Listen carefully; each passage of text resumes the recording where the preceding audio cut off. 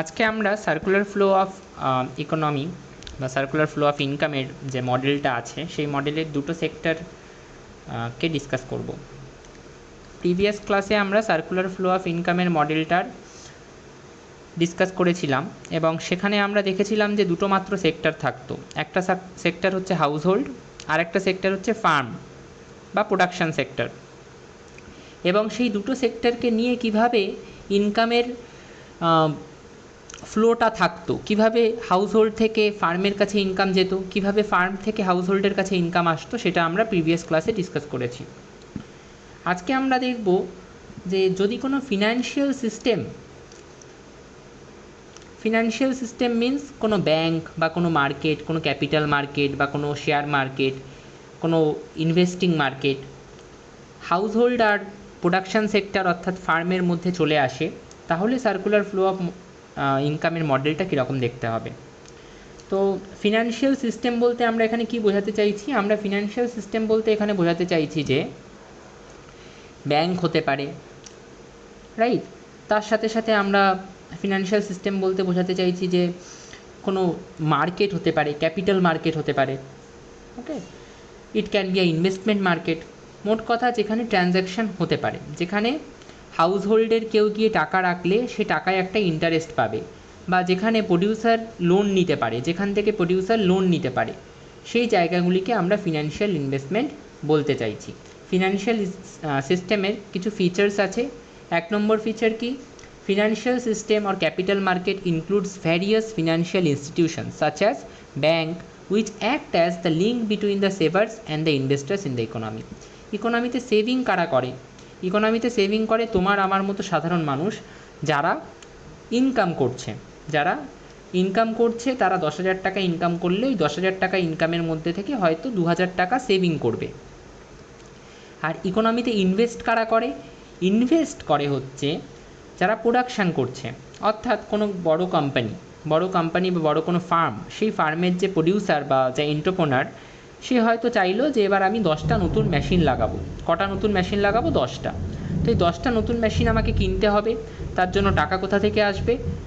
অবশ্যই টাকা আসবে লোন নিয়ে। সে লোন নেবে, লোন নিয়ে সে নিজের কোম্পানির এই মেশিন লাগানোর জন্য টাকা ইনভেস্ট করবে, ঠিক আছে। তো এটাকে আমরা কি বলছি? এটাকে আমরা বলছি ইনভেস্ট। এবং এই যে তুমি টাকা রাখছো ব্যাংকে গিয়ে, এটাকে আমি কি বলছি? এটাকে আমি বলছি সেভিং। খুব সাধারণ কিছু বিষয়, আমরা এগুলো জানি কম বেশি। এবং এটা কিভাবে হচ্ছে?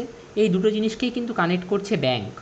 কারণ তুমি যখন সেভিং করতে 2,000 টাকা রাখতে যাবে, ব্যাংকে গিয়ে রাখবে। আর এই প্রডিউসার যে 10টা মেশিন নতুন লাগাবে, সেই 10টা মেশিনের জন্য টাকা কোথা থেকে পাবে? সেও কিন্তু ব্যাংকের থেকেই লোন নেবে, তো সেও কিন্তু ব্যাংকের কাছেই যাবে। তাহলে ব্যাংকই কিন্তু এই সেভার আর ইনভেস্টারকে লিঙ্ক করছে, কানেক্ট করছে। কিভাবে কানেক্ট করছে? ব্যাংক তোমার থেকে টাকা নিচ্ছে সেভিং হিসেবে, এবং সেই টাকাটাই আবার লোন হিসেবে কাকে দিচ্ছে? ইনভেস্টারকে দিচ্ছে, ঠিক আছে। এই লিঙ্কেজটা ব্যাংক করছে। সেকেন্ড ফিচার কি? all the saving of the household as well as the farms go to the financial system.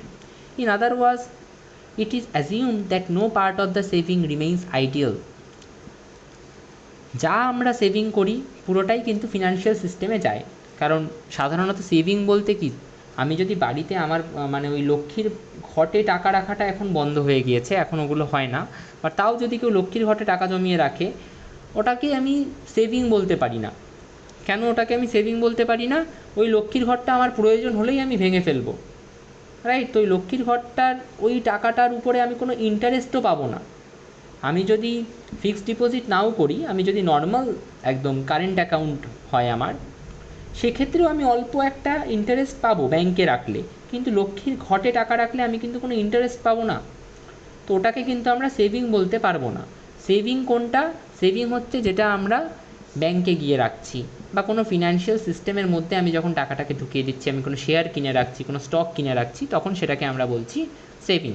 তো বলছে আমরা যাই সেভিং করি সেটা কোথায় যাচ্ছে? ফিনান্সিয়াল সিস্টেমে যাচ্ছে। মনে হয় কেউ জয়েন হবে। এক মিনিট, এই মাঝখান থেকে জয়েন করানোটা খুব ডিফিকাল্ট।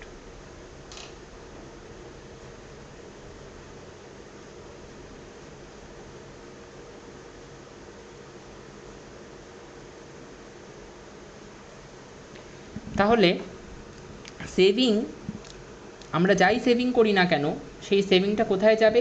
ফিনান্সিয়াল সিস্টেমের মধ্যে চলে যাবে, অর্থাৎ কোনো ব্যাংকের কাছে গিয়ে সেই টাকাটা পৌঁছে যাবে। Okay, third feature of the financial system is the borrowing requirements of both the farms as well as the households are made by the financial system. যখনই কোনো ফার্ম বলতে যার কোনো প্রোডাকশান ইউনিট আছে, যে কোনো কিছু প্রোডাকশান করছে, সেই প্রোডাকশানটা কোনো গুডসের প্রোডাকশানও হতে পারে, কোনো সার্ভিসের প্রোডাকশানও হতে পারে। যে সেলুনে চুল কাটে সে কিন্তু তোমাকে কোনো জিনিস ধরিয়ে দেবে না। তুমি একটা সেলুনে ঢুকলে এরকম না যে তুমি একটা গাড়ি নিয়ে বেরোবে, তোমার কাছে গুডস নেই, বস্তু নেই, তুমি চুল কেটে বেরিয়েছো, সে তোমাকে একটা সার্ভিস প্রোভাইড করেছে।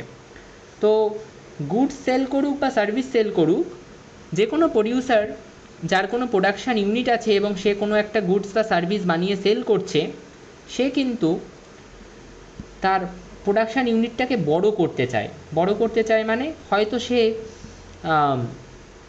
একটা ছোট্ট ফ্যাক্টরি ওপেন করেছে যেখানে সে 5টি গাড়ি বানাতে পারছে। 1 বছর পর হয়তো সে চাইবে যে সে তার ফ্যাক্টরিটাকে বড় করে 50টি গাড়ি বানাবে। তখন কিন্তু তার পক্ষে এত ছোট ফ্যাক্টরিতে কাজ করা সম্ভব হবে না, তাকে তার ফ্যাক্টরি বড় করতে হবে, বেশি মেশিন কিনতে হবে, বেশি লেবার লাগাতে হবে। তখন কিন্তু সে কী করবে? তখন কিন্তু বড় করবে মানে কি করবে? ধার নেবে মানে লোন নেবে। লোন কার থেকে নেবে? ব্যাংকের থেকে নেবে, ব্যাংক তাকে লোন দেবে। তাহলে আমাদের এই যে বড়োইং রিকোয়ারমেন্ট, বড় করার রিকোয়ারমেন্ট, ধার নেওয়ার প্রয়োজনীয়তা, সেটা কে পূরণ করে? ফিনান্সিয়াল সিস্টেম পূরণ করে। এবং শুধু আমাদের না, শুধু ফার্মসের না, অ্যাজ ওয়েল অ্যাজ হাউসহোল্ড, অর্থাৎ আমাদের মতো সাধারণ ঘরের ব্যক্তিবর্গ যারা কনজামশন করছে। হাউসহোল্ড মানে কি বোঝাতে চাইছি আমি? হাউসহোল্ড মানে সে যে কনজামশন করছে, প্রোডাকশান করছে না, ঠিক আছে, যে কনজামশন করছে, খাচ্ছে, তাকে আমি হাউসহোল্ড বলছি। ওকে, তো সেই হাউসহোল্ডও কিন্তু অনেক সময় ধার নেয়, লোন নেয়, বড়োইং করে। কখন? আমার ছেলেকে আমি পড়তে পাঠাবো হায়দ্রাবাদ, তো হায়দ্রাবাদের যে সেন্ট্রাল ইউনিভার্সিটি, সেখানে কস্টিং হচ্ছে 10 লাখ টাকা। এই 10 লাখ টাকা আমি ব্যাংকের থেকে বড় করব, লোন নেব। আমি আমার বাড়ি বানাতে চাইছি, আমি আমার বাড়ির জন্য লোন নেব ব্যাংকের থেকে, হোম লোন। গাড়ি কিনতে চাইছি, কার লোন। তো ব্যাংকের থেকে কিন্তু শুধুমাত্র প্রডিউসাররা প্রোডাকশান করার জন্য বা ফার্ম প্রোডাকশান করার জন্য লোন নেয় না, হাউসহোল্ড অর্থাৎ যারা কনজামশন করছে তারাও ব্যাংক থেকে লোন নেয় বা ফিনান্সিয়াল সিস্টেমের থেকে লোন নেয় বিভিন্ন রিকোয়ারমেন্ট অনুযায়ী। ঠিক আছে, হলো। তাহলে এই বিষয়গুলো আশা করি বোঝা গেল যে ফার্ম এবং হাউসহোল্ড প্রত্যেকেই বড় করে টাকা ধার নেয় ফিনান্সিয়াল সিস্টেমের থেকে। তাহলে ফিনান্সিয়াল সিস্টেম কী জিনিস বোঝা গেল। সাধারণত আমরা ব্যাংককেই একটা প্রপার ফিনান্সিয়াল সিস্টেমের মধ্যে রাখার চেষ্টা করি বা বলে থাকি bank is a financial system. You can, বোঝার সুবিধার্থে তুমি ধরে নিতে পারো হচ্ছে যে ব্যাংকই হচ্ছে একমাত্র ফিনান্সিয়াল সিস্টেম যে কী করে, যে ইনভেস্টার আর সেভারের মধ্যে একটা লিঙ্কেজ তৈরি করার চেষ্টা করে। সেভারকে হাউসহোল্ড, যারা কনজামশন করছে তারা ইনকামের কিছুটা প্রপোর্শন ব্যাংকে জমা রাখে, সেটা সেভিং, এবং তারাই সেভার। এবং ইনভেস্টার কারা? প্রডিউসার যারা, তারা নিজেদের প্রোডাকশান ইউনিটটাকে বড় করার জন্য, প্রোডাকশানটাকে বেশি করার জন্য কিছু টাকা তাদের ফার্মটাকে বড় করার জন্য, বেশি মেশিন নিয়ে আসার জন্য ইনভেস্ট করে, সেটাকে আমরা বলছি ইনভেস্টার। এবং এই দুজনের মধ্যে কানেকশান কে তৈরি করছে? ব্যাংক। কীভাবে তৈরি করছে? হাউসহোল্ডের থেকে টাকা নিচ্ছে, নিয়ে লোনটা কাকে দিচ্ছে? লোনটা দিচ্ছে হচ্ছে হাউসহোল্ডের থেকে টাকা নিল, লোনটা দিল ইনভেস্টার বা তুমি এটাকে বলতে পারো ফার্মের ওনার, বা তুমি এটাকে বলতে পারো প্রডিউসারকে সে লোন দিল। যতটা পড়ালাম আশা করি কারুর এখানে সমস্যা থাকার কথা না। আমি এখানে কি পড়ালাম? ফিনান্সিয়াল সিস্টেমের কী কী ফিচার থাকে সেটা। ঠিক আছে, হলো। আচ্ছা, 1 মিনিট।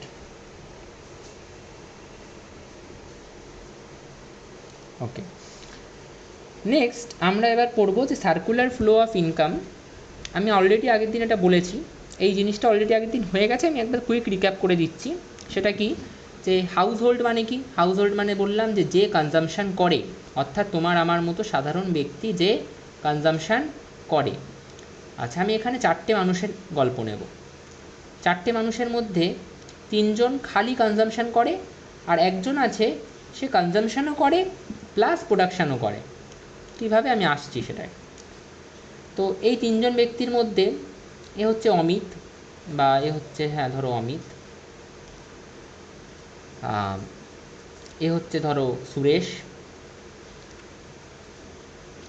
এ হচ্ছে রাম, আর এ হচ্ছে রাতুল। তো এই চারজন ব্যক্তি আছে, রাতুল, অমিত, রাম, সুরেশ। এই চারজনের কাজ কি? এই চারজন কিন্তু আর যাই করুক কনজাম্পশান করবে। কনজাম্পশান করবে বলতে জামা কাপড় কিনবে, পরবে, খাবার দাবার কিনবে, খাবে, রাইট? তো ক্লথস, ওয়াটার, ফুড, এগুলো তারা কনজাম্পশান করবে, কিনবে এবং খাবে। তো কথা হচ্ছে যে এইগুলো তারা কোথা থেকে কিনবে? এগুলো তারা কোথা থেকে কিনবে? এগুলো তারা ফার্মের থেকে কিনবে। কেননা ওই যে ক্লথ বা ফুড, এই যে চাল খাবে, ডাল কিনবে, সবজি খাবে বা জামা কাপড় কিনবে, সেগুলো বানাবে কে? ফার্ম বানাবে, প্রোডাকশান ইউনিট বানাবে। তো তারা কিনবে হচ্ছে এগুলো প্রোডাকশান, এই ফার্মের থেকে। তাহলে ফার্মের থেকে যখন তারা এগুলো কিনবে, তখন ফার্মকে একটা টাকা দিতে হবে। ফার্ম তো এমনি এমনি এদেরকে দেবে না। তো এরা চারজনই ফার্মের থেকে এগুলো কিনছে। তো ফার্ম এদের জন্য ধরো 20টা চালের বস্তা, রাইস বা প্যাডি লিখলেও হয়, আর 10টা ক্লথ, চারজন আছে 10টা ক্লথ, এটা বানিয়ে নিয়ে বসে আছে। এগুলোকে আমি কি বলছি? এগুলোকে আমি বলছি গুডস। গুডসও বলতে পারো, গুডস অ্যান্ড সার্ভিসও বলতে পারো, যদি এখানে আমি কোনো সার্ভিস লিখিনি। হলো। তো রাম, সুরেশ, অমিত আর রাতুল গেল, বলল যে আমাদেরকে রাইস দিন আর ক্লথ দিন। তো বললো হ্যাঁ নিয়ে যাও, রাইস আর ক্লথ নিয়ে যাও। তো ফার্ম ওদেরকে কী দিল? আমার এই অ্যারোটা লক্ষ্য করবে ভালো করে, আমি অন্য কালার দিয়ে করছি দরকার হয়। এই ফার্ম ওদেরকে কী দিচ্ছে দেখো, অ্যারোটা কোন দিকে যাচ্ছে? অ্যারোটা কিন্তু হাউস হোল্ডের দিকে যাচ্ছে। অর্থাৎ ফার্মের থেকে হাউস হোল্ডের দিকে কী গেল? গুডস অ্যান্ড সার্ভিস গেল। মানে ফার্ম, অর্থাৎ যে কোম্পানি বা যে প্রোডাকশান ইউনিটটা এখানে ছিল, সে 20 বস্তা চাল এবং 10টা কাপড় বা 10টা জামা কাকে দিল? এদের চারজনকে দিল, হাউস হোল্ডের কাছে চলে গেল। অ্যারোটা কার দিকে? হাউস হোল্ডের দিকে। তার মানে জিনিসটা কার দিকে গেল? হাউস হোল্ডের দিকে গেল, মিটে গেল। এবার কথা হচ্ছে ফার্ম বা প্রোডাকশান ইউনিট কি ওটা এমনি এমনি দিয়ে দেবে? না, টাকা দিতে হবে। বলবে হ্যাঁ জিনিসটা নিচ্ছ, টাকা দেবে না? টাকা দিতে হবে। তো এই যে 20 বস্তা চাল এবং 10টি ধানের 10টি জামা কাপড়, সেটা নেওয়ার জন্য ওরা ওদেরকে টাকা দেবে। কাকে দেবে? ফার্মকে দেবে। কে দেবে? সুরেশ, রাম, অমিত আর রাতুল দেবে। তাহলে এই চারজন এবার ফার্মকে কী দেবে? টাকা। এবং এই টাকাটার অ্যারোটা কার দিকে যাবে? এই টাকাটার অ্যারোটা যাবে ফার্মের দিকে। কেন ফার্মের দিকে যাবে টাকাটার অ্যারোটা? আশা করি অ্যারোটা বোঝা যাচ্ছে, যদি আমি এখানে একটু আঁকতে প্রবলেম হয়ে গেল। কেন যাবে? কেন অ্যারোটা ফার্মের দিকে গেল? কেননা টাকাটা কোথায় যাচ্ছে? এই খরচাটা, এই টাকাটা সুরেশ, অমিত, রাতুল কাকে দিচ্ছে? ফার্মকে দিচ্ছে, তাই অ্যারোটা ফার্মের দিকে গেল। এটাকে আমরা কি বলছি? কনজাম্পশান এক্সপেন্ডিচার। কি বলছি? কনজাম্পশান এক্সপেন্ডিচার। কেন বলছি কনজাম্পশান এক্সপেন্ডিচার? এক্সপেন্ডিচার মানে কি? খরচ। কনজাম্পশান মানে কনজাম্পশানের জন্য যে খরচটা হচ্ছে, সেই খরচটা এটা বলা হচ্ছে। সেই খরচটা সুরেশ, অমিত, রাম, রাতুলের থেকে কার দিকে গেল? ফার্মের দিকে গেল। সেই টাকাটা ফার্মের কাছে পৌঁছে গেল, মিটে গেল। বাইরের দুটো অ্যারো নিয়ে কারোর কোনো প্রবলেম থাকার কথা না। এবার আসছি নেক্সট যে বিষয়টা, সেটা হচ্ছে, আমি অলরেডি কিন্তু এর আগের দিন বলেছি, আগের আর আজকে আরেকবার ছোটো রিক্যাপ করছি জাস্ট। সো বিষয় যেটা সেটা হচ্ছে যে এই সুরেশ, রাম, অমিত, রাতুল এরা যে টাকা পেল, ধরো এদের কাছে 1000 টাকা আছে। এবার এই 1000 টাকা এদের কাছে আসলো কোথা থেকে? এই 1000 টাকা তো এমনি এমনি ওদের কাছে আসেনি। 1000 টাকা পাওয়ার জন্য ওদেরকে কাজ করতে হয়েছে। কাজটা ওরা কোথায় করবে? লেবার হিসেবে এরা হয়তো কাজ করেছে, লেবার হিসেবেও কাজ করতে পারে। বা হয়তো অমিতের 2 কাঠা জমি ছিল, 2 কাঠা ল্যান্ড, সেই ল্যান্ডটা হয়তো অমিত ভাড়া দিয়েছে ফার্মকে, হতেই পারে, রাইট? বা হয়তো সুরেশের 2টো ক্যাপিটাল ছিল, 2টো মেশিন ছিল। ক্যাপিটাল মানে ইকোনমিক্সের ভাষায় মেশিন। ক্যাপিটাল মানে কোনো দিন ভাববে না যে ইকোনমিক্সের ভাষায় ক্যাপিটাল মানে হচ্ছে ওই তোমরা শেয়ার মার্কেটে যে ক্যাপিটাল লাগাও সেটা না। ক্যাপিটাল মানে ইকোনমিক্সে ইজ অলওয়েজ মেশিন। অমিতের হয়তো 2টো মেশিন বা 2টো ক্যাপিটাল ছিল, সে হয়তো সেই ক্যাপিটালটা ভাড়া দিয়েছে, হতেই পারে। আর রাম আর রাতুল হয়তো কী করেছে? রাম বসেই ছিল বাড়িতে, রাম হয়তো ছোট, সে বাড়িতে বসেই খেয়েছে।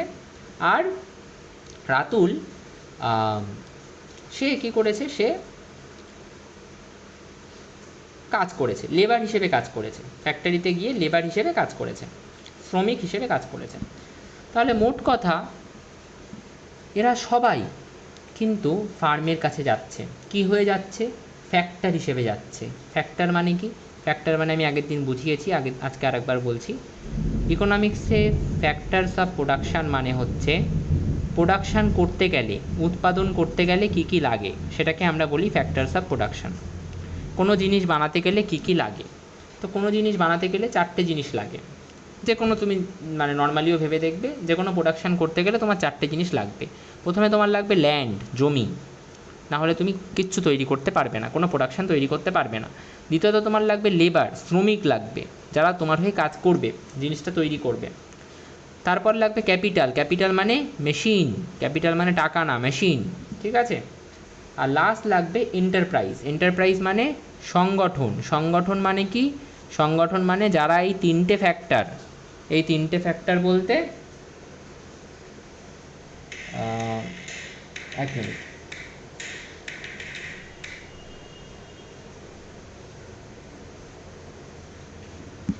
একটা মিনিট,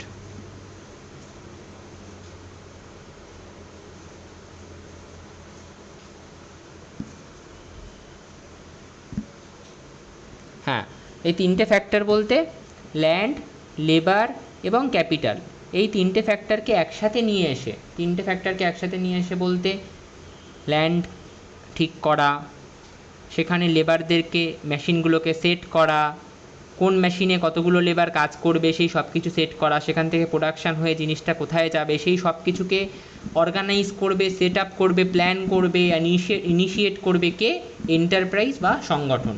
এই 4টে জিনিস দরকার প্রোডাকশান তৈরি করতে গেলে, এবং এই 4টে জিনিসকে আমরা কি বলি, factor.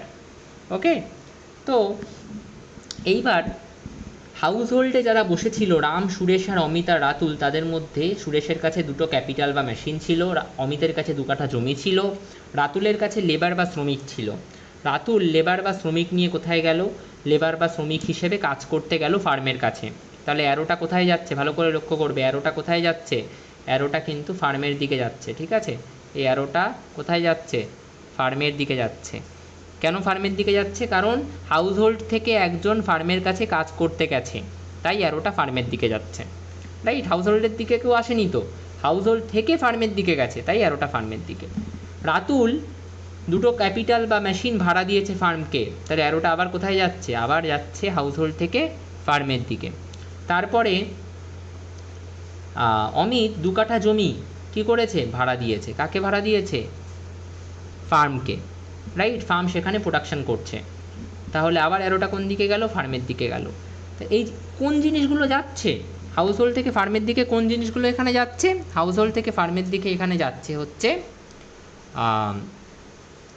Factor services. Factor services মানে, ফ্যাক্টর মানে কি বললাম, ল্যান্ড, লেবার, ক্যাপিটাল, এন্টারপ্রাইজ।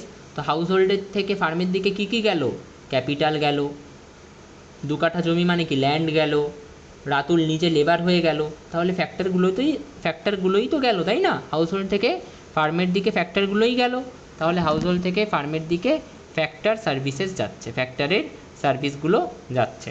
আশা করি বোঝা গেল। এবার কথা হচ্ছে, ওরা কি এমনি এমনি ফ্রিতে কাজ করবে, ওদের এই 1000 টাকাটা কোথা থেকে আসলো, ওরা যে জিনিস কিনবে ফার্মের থেকে, পরবর্তীতে ফার্স্টেই দেখলাম জিনিস কিনলো, তা জিনিস কেনার জন্য টাকা লাগবে, ওদের পকেটে 1000 টাকা ছিলও, সে 1000 টাকা কোথা থেকে আসলো, তো 1000 টাকা ফার্ম ওদেরকে দেবে। কেন দেবে, রাতুল নিজে লেবার হিসেবে কাজ করেছে, রাতুলকে হয়তো দিয়েছে 400 টাকা, কত টাকা দিয়েছে, 400। সুরেশ 2টো মেশিন ভাড়া দিয়েছে, মাসে হয়তো 2টো মেশিন ভাড়া দিয়ে সুরেশ পেয়েছে 400 টাকা। আর অমিত 2 কাঠা জমি ভাড়া দিয়েছে, হয়তো পেয়েছে 200 টাকা। এইভাবে ওদের কাছে একটা ইনকাম আসবে, ওকে।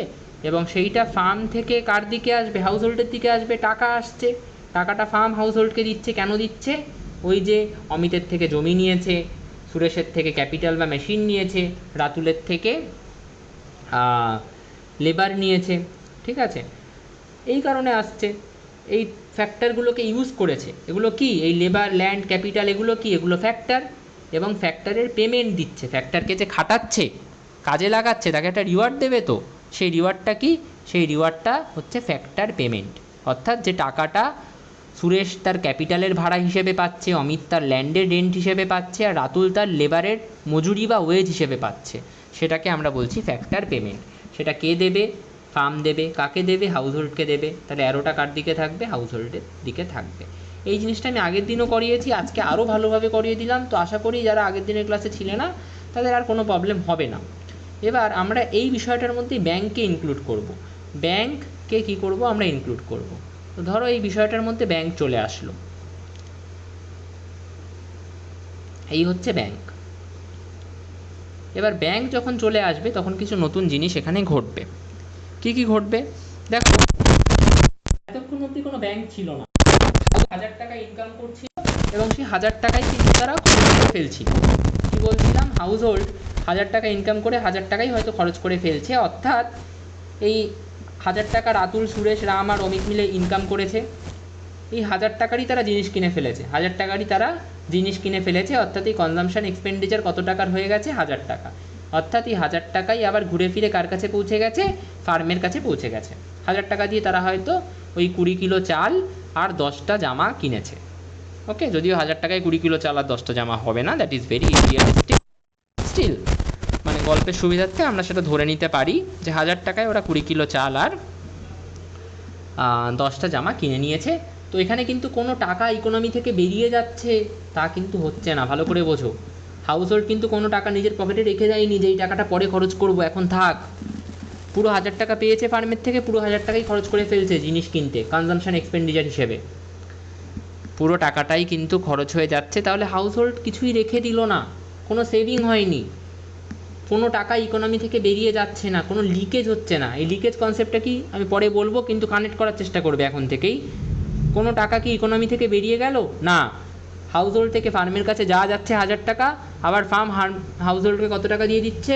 মজুরি হিসেবে বা ফ্যাক্টর পেমেন্ট হিসেবে 1000 টাকাই দিয়ে দিচ্ছে। তাহলে ভালো করে এই জায়গাটা বোঝো, ফ্যাক্টর পেমেন্ট হিসেবে ফার্ম হাউস হোল্ডকে কত টাকা দিল? 1000 টাকা। সেই 1000 টাকাই আবার খরচ করে ফেললো হাউস হোল্ড ফার্মের জিনিস কিনতে, অর্থাৎ কনজামশন এক্সপেন্ডিচার হিসেবে। তাহলে কোনো টাকা কিন্তু ইকোনমি থেকে বেরিয়ে গেল না, কোনো লিকেজ হলো না। লিকেজ মানে কি? কোনো টাকা ইকোনমি থেকে বেরিয়ে যাওয়া, সেটাকে আমরা বলি লিকেজ। আর ইনজেকশন মানে কি? কোনো টাকা ইকোনমিতে ঢুকে আসা, ঢোকা, কোনো টাকা ইকোনমিতে ঢোকা, সেটাকে আমরা ইনজেকশন বলি। পরে এটা আমরা আরও ডিটেলে পড়বো, কিন্তু আপাতত জেনে রাখো যাতে কানেক্ট করতে পরে সুবিধা হয়। এইবার যখনই একটা ব্যাংক ঢুকলো, ফিনান্সিয়াল সিস্টেম ঢুকলো, তখন কি হবে? তখন যেটা হবে সেটা হচ্ছে যে ব্যাংক ঢুকে গেছে, বা ব্যাংকও আমি বলতে পারি, বা ফিনান্সিয়াল সিস্টেমও আমি বলতে পারি। ফিনান্সিয়াল সিস্টেম, পোস্ট অফিসেও মানুষে টাকা রাখে, শুধু যে ব্যাংকে রাখে তা নয়, তাই না? তো ফিনান্সিয়াল সিস্টেম বললাম।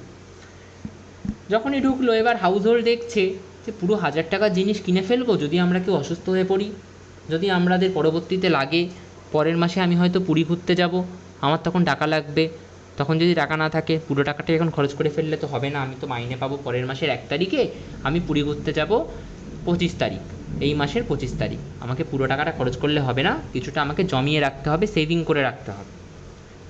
তা কথা হচ্ছে যে সেভিংটা কোথায় করবে? নিজের কাছে রেখে দেবে? না, ব্যাংক ওরা ভাববে যে এমন কোথাও রাখলে হয় না যেখানে 1000 টাকা রাখলে পরের মাসের শুরুতে হয়তো আমি 1010 টাকা পাবো। তখনও ভাববে যে হ্যাঁ, ব্যাংক তো আমাকে ইন্টারেস্ট দিচ্ছে, তাহলে আমি 1000 টাকা কী করব? আমি 1000 টাকা সেভিং করব। কী করব? সেভিং করব। অ্যারোটা কার দিকে দিলাম? ব্যাংকের দিকে। কেন? কারণ টাকাটা ব্যাংকের দিকে যাচ্ছে, হাউস হোল্ড থেকে ব্যাংকের দিকে যাচ্ছে। এটা কি হচ্ছে? সেভিংস। কত টাকার সেভিংস হচ্ছে? হয়তো 200 টাকা সেভিং করলো, 1000 টাকা ইনকামের মধ্যে থেকে পুরো 1000 টাকা স্পেন্ড করলো না, 800 টাকা স্পেন্ড করলো। কত? 800 টাকা খরচা করলো জিনিসপত্র কিনতে। হয়তো 20 কিলো চাল কিনলো না, 18 কিলো চাল কিনলো, আর 10টা না কিনে হয়তো 8টা ক্লথ বা 8টা জামা কিনলো। হলো তো 200 টাকা সেভিং হয়ে গেল। 200 টাকা কী হয়ে গেল? সেভিং। আচ্ছা, এবার এই যে প্রডিউসার যারা আছে, সেও তো সেভিং করতে পারে। অর্থাৎ ফার্ম বা প্রোডাকশান ইউনিট যে আছে, সে হয়তো এই মাসে 500 টাকা প্রফিট করেছে, 500 টাকা প্রফিট করেছে। তোমার কি মনে হয় সে ওই 500 টাকার পুরোটাই তার প্রোডাকশানে আবার লাগিয়ে দেবে? সে ওই 500 টাকার পুরোটাই কি তার প্রোডাকশান প্রসেসে মেশিন কিনতে, ইয়ে করতে, এটা করতে, ওটা করতে আবার লাগিয়ে দেবে? না, সে হয়তো 500 টাকার মধ্যে ঠিক করলো যে 300 টাকা আমি নতুন মেশিন কিনবো, লেবারদের ইনক্রিমেন্ট দেবো, ইনসেন্টিভ দেবো, গিফট দেবো, বাকি 200 টাকা আমি সেভিং করব, বাকি 200 টাকা আমি সেভিং করব। এই 200টা জাস্ট ইমাজিনারি একটা নাম্বার। তো ফার্মও কিন্তু সেভিং করতে পারে, এরকম নয় যে হাউস হোল্ড একাই সেভিং করবে, ফার্মও কিন্তু সেভিং করতে পারে। আচ্ছা, সেই অ্যারোটা আমি নিচে আঁকছি, কেন নিচে আঁকছি তোমরা একটু পরে বুঝতে পারবে। হ্যাঁ, এর পাশে আঁকলেও হয়, অসুবিধা নেই, ঠিক আছে, এখানে আঁক সেভিং। তাহলে ফার্মও কিন্তু সেভিং করতে পারে, ধরো 200 টাকারই করলো। এই অ্যারোটা কেন ব্যাংকের দিকে গেল? কারণ টাকাটা ব্যাংকের দিকে যাচ্ছে। কার থেকে? ফার্মের থেকে। কে সেভিং করছে? ফার্ম। মিটে গেল। এবার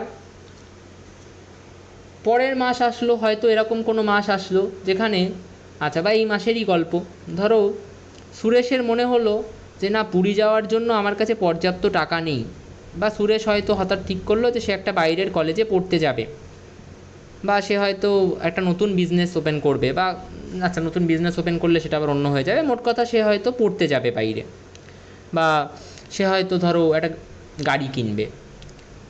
তো তার মনে হলো যে আমার কাছে এখন অতটা টাকা একসাথে নেই, একসাথে গচ্ছিত অতটা টাকা আমার নেই। তো কি করতে পারে? ও এখন ব্যাংকের থেকে লোন নিতে পারে, বা ফিনান্সিয়াল সিস্টেম, ব্যাংক বা পোস্ট অফিসের থেকে লোন নিতে পারে। তো সুরেশ এখন কি করবে? লোন নেবে। তো এই লোনটা কে দেবে সুরেশকে? ফিনান্সিয়াল সিস্টেম দেবে, মানে ব্যাংক দেবে। অ্যারোটা কার দিকে যাবে? হাউস হোল্ডের দিকে। কেন? লোনটা সুরেশ নিচ্ছে, সুরেশ যেহেতু হাউস হোল্ডের পার্ট, তো অ্যারোটা হাউস হোল্ডের দিকে যাবে। টাকাটা যেহেতু হাউস হোল্ডের কাছে যাচ্ছে, তো অ্যারোটা হাউস হোল্ডের দিকে যাবে। এবং এটাকে আমরা কি বলছি? বড়োইং, ধার নেওয়া। কে ধার নিচ্ছে? সুরেশ। কার থেকে নিচ্ছে? ফিনান্সিয়াল সিস্টেম বা ব্যাংকের থেকে। যে নিচ্ছে মানে টাকাটা যার কাছে পৌঁছাচ্ছে অ্যারোটা তার দিকে। মিটে গেল। এবার আসি ফার্মের কথায়। ফার্মের হয়তো মনে হলো যে আমার প্রোডাকশান ইউনিটটাকে বড় করতে হবে, তার জন্য আমার 20,000 টাকা দরকার। আমার ফ্যাক্টরিটাকে বড় করতে হবে, 5টা আমার নতুন মেশিন লাগবে, বা 10টা নতুন মেশিন লাগবে। আমার 20,000 টাকা ধারের দরকার। এই ধার নেওয়ার জন্য কার কাছে যাবে? আবার সেই ফিনান্সিয়াল সিস্টেমের কাছে যাবে, বা ব্যাংকের কাছে যাবে। ধারটা এবার কে নিচ্ছে? ফার্ম নিচ্ছে। টাকাটা কার কাছে পৌঁছালো? ফার্মের কাছে পৌঁছালো। কার থেকে নিল? ফিনান্সিয়াল সিস্টেম বা ব্যাংকের থেকে নিল। এটাকেও আমরা কি বলছি? বড়োইং। দুটো বড়োইং কিন্তু আলাদা, দেখে এক মনে হতে পারে। দুটো বড়োইং আলাদা, দুটো বড়োইংয়ের ইন্টারেস্টও আলাদা হয়। একটা বড়োইং বিজনেস পারপাসে নেওয়া হচ্ছে, নিচ্ছে ফার্ম। আর একটা ধার বা বড়োইং হাউস হোল্ড নিচ্ছে কনজামশন পারপাসে, কনজামশনের জন্য হাউস হোল্ড নিচ্ছে। ঠিক আছে, তাহলে বোঝা গেল আশা করি যে ব্যাংক চলে আসলে circular flow of income and এক্সপেন্ডিচারটা কীরকম দেখতে হয়। সার্কুলার ফ্লো অফ ইনকাম এটাই, যখনই চলে আসে এটাই হচ্ছে সার্কুলার ফ্লো অফ ইনকাম, এর বাইরে কিছু নেই। এখানে এটা লেখা আছে, ঠিক আছে, তোমরা এগুলো পড়ে নিতে পারবে। Now with the inclusion of financial system the factor payments are no longer equal to the consumption expenditure. একটু আগে কী বলেছিলাম ভালো করে মনে করার চেষ্টা করো। এই যে ফ্যাক্টর পেমেন্ট 1000 টাকা, সেটা এই যে কনজামশন এক্সপেন্ডিচার ছিল তার ইকুয়াল হবে। একটু আগে বলেছিলাম 1000, দুটোই 1000। কিন্তু এখন আর দুটো ইকুয়াল হচ্ছে না, একটা হয়তো 1000, একটা হয়তো 800। কেন? কারণ ব্যাংক চলে এসছে, মানুষ কিছু টাকা সেভিং করে নিচ্ছে, মানুষ কিছু টাকা জমিয়ে রাখছে। Rather a part of the factor payment received by the household is kept as saving। একটা পার্ট, ফ্যাক্টর পেমেন্টের একটা পার্ট, অর্থাৎ 1000 টাকা পেলে 1000 টাকার পুরোটাই মানুষ হাউস হোল্ড, এই হাউস হোল্ড 1000 টাকা পেলো। কার থেকে পেয়েছে? ফার্মের থেকে। কিছু টাকা হাউস হোল্ড, 200 টাকা কোথায় নিয়ে যাবে? ব্যাংকে রেখে দেবে। 200 টাকা কোথায় নিয়ে যাবে? ব্যাংকে সেভিং করে নেবে, সেভিং।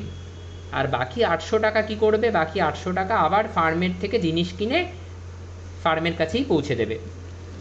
আগে যেটা সেম হচ্ছিল, অর্থাৎ এই যে ফার্মের থেকে হাউস হোল্ড যে টাকাটা পাচ্ছিল, যেটাকে আমরা বলছিলাম ফ্যাক্টর পেমেন্ট, আর হাউস হোল্ড থেকে ফার্মের দিকে যে টাকাটা যাচ্ছিল, যেটাকে আমরা বলছিলাম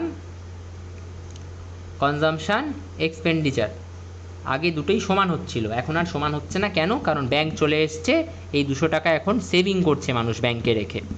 ঠিক আছে, আচ্ছা, এবং guest are saving with the financial system. এবং ব্যাংক কী করে, ভালো করে এই জিনিসটা তোমরা এখান থেকে আগে একবার বুঝে নাও। এই যে ব্যাংকে 200 টাকা জমা রাখলো, কে রেখেছিল আমার মনে পড়ছে না, সুরেশ রেখেছিল না অমিত রেখেছিল না নাম রেখেছিল, কেউ একটা রেখেছিল ব্যাংকে 200 টাকা জমা। ব্যাংক কিন্তু ওই টাকাগুলো সবার থেকে নিয়ে সেভিংয়ের টাকাগুলো সবার থেকে নিয়ে তারপরেই আবার ধার দেবে, বড়োইং দেবে। কাকে দেবে? সেই বড়োইংটা ফার্মকেও দিতে পারে, আবার অন্য কোনো হাউস হোল্ডের মেম্বারকেও দিতে পারে। হয়তো সুরেশ 200 টাকা সেভিং করেছে, রাম যখন বড়োয়িং করতে গেছে, ধার চাইতে গেছে, সেই 200 টাকাই রামকে দিয়েছে। ঠিক আছে, সেখানে ব্যাংক একটা ইন্টারেস্ট রেট অ্যাডজাস্টমেন্ট করে, সেগুলো আমরা পরে পড়বো, আরও এখন দরকার নেই, কিন্তু এইভাবে কিন্তু হয়। অর্থাৎ সেভিংয়ের মাধ্যমে যে টাকাটা ব্যাংকে জমা পড়ছে, সেই টাকাটাই কিন্তু ব্যাংক বড়োয়ারদের ধার দেবে, লোন দেবে। সেই বড়োয়ার ফার্মও হতে পারে, আবার হাউস হোল্ডের কোনো মেম্বারও হতে পারে। ঠিক আছে, আশা করি বোঝা গেল। এখানে আর কিছু সেরকম বলার নেই, তোমরা যথেষ্ট পড়ে নিতে পারবে। আচ্ছা, লিকেজ কি? লিকেজ হচ্ছে সার্কুলার ফ্লো অফ ইনকাম থেকে যদি কোনো টাকা বেরিয়ে যায় হঠাৎ করে, সেটাকে আমরা কি বলি? সেটাকে আমরা বলি লিকেজ। কি বললাম? সার্কুলার ফ্লো অফ ইনকামের থেকে যদি কোনো টাকা বেরিয়ে যায়। যেমন আগে যখন টাকাটা ঘুরছিল, ভালো করে ভেবে দেখো, একদম প্রথমে 1000 টাকা, 1000 টাকা হাউস হোল্ড ফার্মকে 1000 টাকা দিয়ে জিনিস কিনছে, ফার্ম আবার 1000 টাকা হাউস হোল্ডকে ফিরিয়ে দিচ্ছে ফ্যাক্টর পেমেন্ট হিসেবে। হাউস হোল্ড ফার্মের থেকে 1000 টাকা ফ্যাক্টর পেমেন্ট পাচ্ছে, 1000 টাকা হাউস হোল্ড ফার্মের উপরে খরচ করছে কনজামশন এক্সপেন্ডিচার হিসেবে। তাহলে কোনো টাকা ইকোনমি থেকে বেরিয়ে যাচ্ছিল না, চলে যাচ্ছিল না। এখন কিন্তু 200 টাকা ইকোনমি থেকে বেরিয়ে যাচ্ছে বা চলে যাচ্ছে। এটাকে আমরা কি বলছি? এটাকে আমরা বলছি leakage. Okay, leakage refer to those variables that cause a withdrawal of money from the circular flow of income. Circular flow of income থেকে যদি টাকা পয়সার উইথড্রল হয়ে যায় বলতে টাকা পয়সা বেরিয়ে যায়, তখন আমরা সেটাকে কি বলি? তখন আমরা সেটাকে বলি হচ্ছে লিকেজ। ওকে, খুব ইম্পর্ট্যান্ট একটা টার্ম।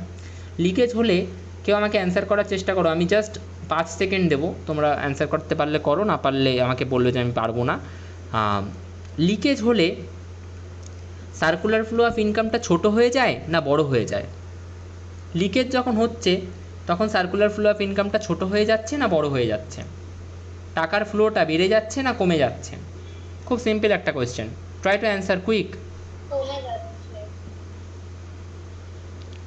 যখন লিকেজ হচ্ছিল না, উইথাউট লিকেজ যেটাকে আমি বলছি, উইথাউট লিকেজ, তখন ফার্ম 1000 টাকা দিচ্ছিল হাউস হোল্ডকে, 1000 টাকা আবার হাউস হোল্ড ফার্মকে দিচ্ছিল। তাহলে টোটাল সার্কুলার ফ্লো, টাকার ফ্লো কত টাকার হচ্ছিল? 2000। যখন লিকেজ হওয়া শুরু হলো, মানুষ সেভিং করা শুরু করলো 200 টাকা, ওই 200 টাকা বেরিয়ে গেল ইকোনমি থেকে। তাহলে এখন 1000 টাকা ফার্ম হাউস হোল্ডকে দিচ্ছে, হাউস হোল্ড ফার্মকে 800 টাকা দিচ্ছে। তাহলে total circular flow of income কত টাকার হচ্ছে এখন? 1800 উইথ লিকেজ। তাহলে লিকেজ হলে কিন্তু সার্কুলার ফ্লো অফ ইনকাম, টাকার যে ফ্লোটা সেটা আগে 2000 ছিল, এখন 1800। লিকেজ হলে কিন্তু সেই ফ্লোটা তাহলে কমে যায়। ওকে, দ্যাটস ইট। আর ইনজেকশন, কোনো কারণে যদি সার্কুলার ফ্লো অফ ইনকামে টাকার ফ্লোটা বেড়ে যায়, সার্কুলার ফ্লো অফ ইনকামে টাকার ফ্লোটা যদি বেড়ে যায়, তাহলে আমরা সেটাকে বলতে পারি হচ্ছে ইনজেকশন। ইনভেস্টমেন্টকে ইনজেকশন সাধারণত বলা হয়, কারণ ইনজেকশন যখন, এই ইনভেস্টমেন্ট যখন করা হয়, তখন সাধারণত টাকাটা সার্কুলার ফ্লো অফ ইনকামে ব্যাক করে, ফিরে আসে। কিভাবে আসে বোঝাচ্ছি। ধরো এখানেই এই গল্পটায়, ফার্ম সিদ্ধান্ত নিল যে 5000 টাকা সে ইনভেস্ট করবে নিজের ফ্যাক্টরিটা বড় করার জন্য, লেবারদের বেশি ওয়েজ দেওয়ার জন্য, বেশি পরিমাণে প্রোডাকশান করার জন্য, বেশি মেশিন ইনস্টল করার জন্য 5000 টাকা সে ইনভেস্টমেন্ট করবে। এবার এই 5000 টাকা যখন সে ইনভেস্টমেন্ট করবে, এই 5000 টাকাটা কার কাছে গেল? এই 5000 টাকাটার ওকে মেশিন কিনতে হবে, তাহলে মেশিনটা বেচছে কে? হাউস হোল্ডের কেউ একটা মেশিন বেচছে, যেরকম সুরেশ এই 2টো মেশিন বিক্রি করছিল, রাইট? তো হাউস হোল্ডের কেউ মেশিনটা বেচছে বা মেশিনটা ভাড়া দিচ্ছে, তাহলে টাকাটা কার কাছে যাচ্ছে? এই ইনভেস্টমেন্টের টাকাটা কার কাছে গেল? এই সুরেশের মতো কারুর কাছে গেল, অর্থাৎ হাউস হোল্ডের মতো কারুর কাছে গেল। আচ্ছা, ফার্ম যখন সিদ্ধান্ত নিল প্রোডাকশান বাড়াবে, তখন ওকে বেশি লেবার হায়ার করতে হবে। বেশি লেবার হায়ার করতে হবে যখন, তারা বেশি লেবার কাজ পেলে তারা বেশি পরিমাণে টাকা পাবে। তাহলে টাকাটা আলটিমেটলি গেল কার কাছে? হাউস হোল্ডের এই সাধারণ এই রাতুলের মতো কারুর কাছে গেল, যে লেবার হিসেবে কাজ করছে। তাহলে ওই ইনভেস্টমেন্টের টাকাটা কিন্তু আবার এই সার্কুলার ফ্লো অফ ইনকামে ব্যাক করছে, হাউস হোল্ডের কাছে কিন্তু টাকাটা পৌঁছে যাচ্ছে। তো সার্কুলার ফ্লো অফ ইনকামে কিন্তু ইনভেস্টমেন্টের টাকাটা ফিরে আসছে। সেই কারণে ইনভেস্টমেন্টটাকে আমরা ইনজেকশন বলে থাকি, কারণ ইনজেকশনটা অ্যাকচুয়ালি টাকাটা, এই ইনভেস্টমেন্টটা অ্যাকচুয়ালি টাকাটা ইকোনমিতে ফিরিয়ে দেয়, সার্কুলার ফ্লোতে আবার ফিরিয়ে দেয়। সেই কারণে ইনজেকশন বলা হয় ইনভেস্টমেন্টটাকে। ঠিক আছে? আচ্ছা, এবার কিছু সিম্পল এখানে বিষয় আছে, যেটা আমরা 3টে সেক্টর শুরু করার আগে এটা আমরা কুইক একটা রিভিশন করে নিই। দেখো, আচ্ছা, আমি যদি 1000 টাকা ইনকাম করি, এটা আমার ইনকামকে আমি ওয়াই দিয়ে লিখছি, ইকোনমিক্সে ইনকামকে কী দিয়ে লেখে? ওয়াই দিয়ে। 1000 টাকার মধ্যে আমি কি করব? 1000 টাকার মধ্যে আমি 800 টাকা হয়তো কনজামশান করব। কি করব? কনজামশান করব, খাবো দাবো, ঘুরবো, ড্রেস কিনবো, টিভি দেখবো, ওয়াইফাই রিচার্জ করব, ল্যাপটপ কিনবো, যা পারবো, যেটা কনজামশান করতে চাই করবে। আর 200 টাকা আমি জমিয়ে রাখবো, সেভিং করব। এবং এই 800 আর 200, 1000 সেভিং আর কনজামশান, এই দুটোকে মিলিয়ে দিলেই আমরা কী পাই? এই দুটোকে মিলিয়ে দিলেই আমরা পেয়ে যাব আমাদের ইনকাম। এর বাইরে কিন্তু ইকোনমিক্সে কিছু হয় না, এর বাইরে কিন্তু ইকোনমিক্সে কিছু হয় না। অর্থাৎ এই কনজামশন আর সেভিংকে যোগ করলে তবেই আমরা ইনকামটা পাবো। খুব স্বাভাবিক। এর বাইরে তুমি কিছু করো, হয় তুমি জিনিস খাও, কনজামশন করো, ড্রেস কেনো, নয়তো তুমি সেভিং করো, জমিয়ে রাখো। এর বাইরে তুমি টাকা নিয়ে কী করো? এরকম তো কেউ নিশ্চয়ই করো না, এই টাকাটা বাঁধিয়ে রেখেছে বাড়িতে, যে সারাদিন দেখছে বা কী সুন্দর টাকা, এরকম তো কেউ আমরা করি না, তাই না? মানে কারো শখ না থাকলে, শখ থাকলে সে করতেই পারে যে সে টাকা কালেক্ট করে জমিয়ে রাখছে, দেখছে যে কত সুন্দর টাকা, সেটা আলাদা ব্যাপার। তাহলে এখানে সেই জিনিসটাই বলা আছে। ওয়াই মানে কি? কনজামশান। এই ওয়াই মানে ইনকাম, কনজামশান সি, এস হচ্ছে সেভিং, ঠিক আছে? Y represents factor income, C represents, আচ্ছা এখানে সিটা ঠিকভাবে পড়েনি, সি রিপ্রেজেন্টস কনজামশান এক্সপেন্ডিচার, কনজামশানের উপর আমরা কত খরচ করছি। S represent savings for an economy to remain stable state equilibrium. The volume of injection must be equal to the volume of leakage. আচ্ছা, এটা খুব ইম্পর্ট্যান্ট একটা জিনিস,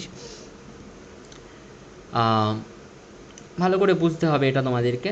এই হচ্ছে ফিনান্সিয়াল সিস্টেম, মানে ব্যাংক বা পোস্ট অফিস। এই হচ্ছে হাউস হোল্ড, আর তার এই পাশে হচ্ছে farm, production unit. House hold ঠিক করলো যে আমি 500 টাকা বড়োইং, এই 500 টাকা আমি সেভ করব, 500 টাকা আমি কি করব? সেভ। ফার্ম ঠিক করলো আমি আমার প্রোডাকশান ইউনিটে 500 টাকা ইনভেস্টমেন্ট করব, আমার 500 টাকার ধার দরকার, আমার প্রোডাকশান ইউনিটটাকে বড় করার জন্য, বেশি মেশিন ইনস্টল করার জন্য আমার বড় মেশিন দরকার, আমি ইনভেস্টমেন্ট করব, আমার 500 টাকা ধার দরকার, আমি কার থেকে নেব? ব্যাংকের থেকে নেব। তাহলে ফিনান্সিয়াল সিস্টেমের থেকে ফার্ম ধার নেবে কত টাকার? 500 টাকার। ধরে নিলাম যে ফার্ম 700 টাকা ধার চায়। তোমাদের কি মনে হয় ব্যাংক 500 টাকা টোটাল ব্যাংকের কাছে, ব্যাংকের টাকার সোর্স কি? আমাদের থেকে সোর্স নেয়, এই আমাদের থেকে সেভিং জমা করে। আর তাছাড়া কিন্তু ব্যাংকের কোনো টাকার সোর্স নেই। ব্যাংক নিজের টাকা ছাপাতে পারে না, নিজের টাকা ছাপাতে পারে একমাত্র সেন্ট্রাল গভর্নমেন্ট আর আরবিআই। তাও আরবিআই মানি সাপ্লাইটাকে ওইভাবে করে না, it is a very long and detailed process, যেটা আমি এখন বোঝাতে চাইছি না। মাই পয়েন্ট ইজ নাও যে ব্যাংকের তো নিজস্ব কোনো টাকা নেই। ব্যাংক যে 500 টাকা 700 টাকাকে ধার দেবে, কোথায় পাবে? আমাদের থেকে সেভিংয়ে যে টাকাটা জমা হবে সেই টাকাটাই একে ধার দেবে। এবার কথা হচ্ছে, সেভিংয়ে তো জমা হয়েছে 500 টাকা, তাহলে ব্যাংক কি ওকে 700 টাকা ধার দিতে পারবে? কোনো দিন পারবে না, কোনো দিন পারবে না। ওকে, মাই পয়েন্ট ইজ নাও, এবার তাহলে ব্যাংক বলবে যে না, 700 টাকা আমাদের কাছে ধার দেওয়া হবে না, আমাদের কাছে 500 টাকাই আছে। আপনি যদি 500 টাকা বড় করতে চান, এই জায়গাটা হচ্ছে বড়োইং, যেটা কে করছে? ফার্ম করছে। কার থেকে? ফিনান্সিয়াল সিস্টেম বা ব্যাংকের থেকে। আর এখানে হাউস হোল্ড কী করছে? সেভ। ব্যাংক বলবে আপনি 500 টাকা ধার নিলে নিন, নাহলে যান। বলবে হ্যাঁ ঠিক আছে, কিছু দিচ্ছেন না, 500 টাকাই দিন, তাহলে 500 টাকাও ধার নেবে। এবার ফার্ম এই 500 টাকা নিয়ে কি করবে? ইনভেস্টমেন্ট করবে। কোথায় করবে? নিজের প্রোডাকশান ইউনিটের উপর বা নিজের ফার্মের উপর ইনভেস্টমেন্ট করবে, বেশি মেশিন লাগাবে, বেশি করে লেবার এমপ্লয় করবে, এগুলো করবে। মাই পয়েন্ট ইজ নাও, এই যে ফার্ম ইনভেস্টমেন্ট করলো, এই ইনভেস্টমেন্টটাকে আমরা কি বলছি? এই ইনভেস্টমেন্টটাকে আমরা একটু আগেই পড়লাম ইনজেকশান বলছি। কি বলছি? ইনজেকশান। এই যে ফার্ম নিজের প্রোডাকশানে ইনভেস্ট করছে, এটাকে আমরা কি বলছি? ইনজেকশান। আর হাউস হোল্ড যে সেভিংটা করলো, এটাকে আমরা কি বলছি? লিকেজ। লিকেজ। এবং ভালো করে লক্ষ্য করো, যতক্ষণ না এই সেভিং আর এই বড়োইং, অর্থাৎ এই লিকেজ, এই বড়োইং যেটা হচ্ছে 500 টাকা, ফার্ম যে 500 টাকার বড়োইং করছে, সেই 500 টাকাটা নিয়েই তো ইনজেকশান হিসেবে ইনভেস্টমেন্ট করছে সেই 500 টাকারই, এবং সেই ইনভেস্টমেন্টটাকে আমরা ইনজেকশান বলছি, right? My point is now, যতক্ষণ অবধি এই লিকেজটা আর এই ইনজেকশানটা, অর্থাৎ এই 500 আর 500 ইকুয়াল না হবে, ততক্ষণ অবধি কিন্তু ইকোনমি একটা জায়গায় স্ট্যাগন্যান্ট হয়ে যাবে, আর চলবে না, এগোবে না, সেম জায়গায় দাঁড়িয়ে থাকবে। তাহলে আমাদেরকে এখান থেকে কি বুঝতে হবে, এই ইনজেকশন আর লিকেজটা ইকুয়াল হতে হবে, ইনজেকশন আর লিকেজটা ইকুয়াল হতে হবে। আচ্ছা, এই ইনজেকশন আর লিকেজ ইকুয়াল হওয়া মানে কি?